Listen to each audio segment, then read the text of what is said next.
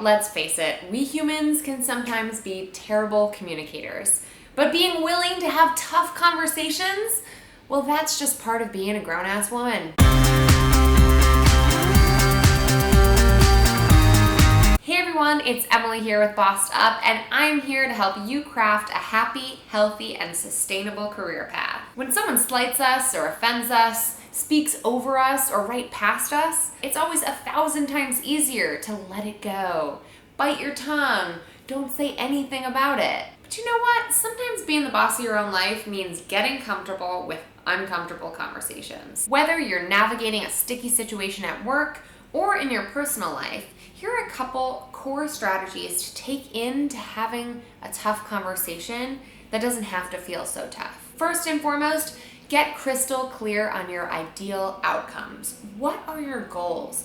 Why are you engaged in this conversation to begin with, and what do you hope to resolve from the situation? My second piece of advice is to understand your audience. Make sure to go into this conversation with a clear sense of the power map in your audience, so you know for sure whose opinions matter most and which of those relationships you really want to invest in. Who is it that you're dealing with here, and what are the pressures and insecurities that they're faced with on a daily basis? When preparing for this conversation, think about what you need to express and what you need to explore. What do you need to express or get across in order to achieve your goal of the conversation?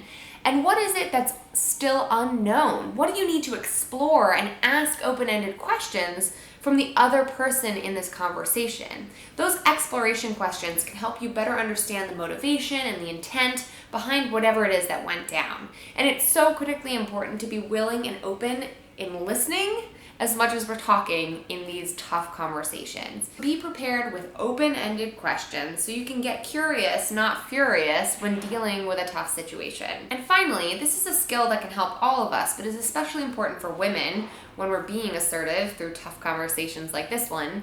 Lead with intent, then content. We all take a social hit when it comes to being assertive, men and women alike.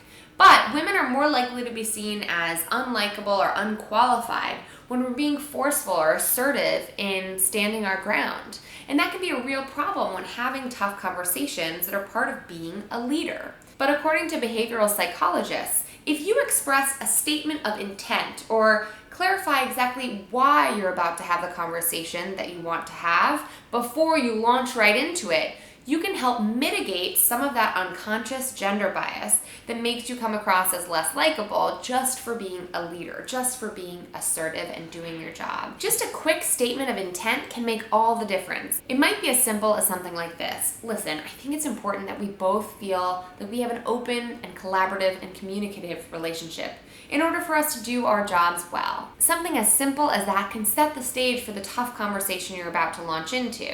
And then you can get to what you need to express and what you want to explore, the content of the tough conversation. You can watch the full video explaining the behavioral psychology behind this intent, then content strategy right here. But I want you to remember that having those tough conversations and being assertive about leading into those conversations, well, that's a skill that comes with practice, and it is always a choice. It's always up to you what is worth having the tough conversation and when does it make sense to just let it ride. If we never have tough conversations or feel totally unequipped to even begin them, we're much more likely to feel passive, aggressive, bitter, or resentful instead of feeling heard and able to hear what others have to say in return. And while having tough conversations is never fun, it's a huge part of being a leader and being collaborative in working with others. By getting clear on your ideal outcomes, truly understanding your audience, doing a little thinking around what you want to express and what you want to explore, and then leading the conversation with intent before content, you're going to be much more likely to feel better leaving that tough conversation than you did going into it. Now I want to hear from you. Have you put these strategies into place? How have they worked for you? Or what other strategies have helped you have tough conversations that yielded good outcomes? Weigh in the comments section below right now, and don't forget to share this video with the folks that you think could benefit from it. Thanks as always for tuning in, and don't forget to hit that subscribe button now so we can keep this conversation going.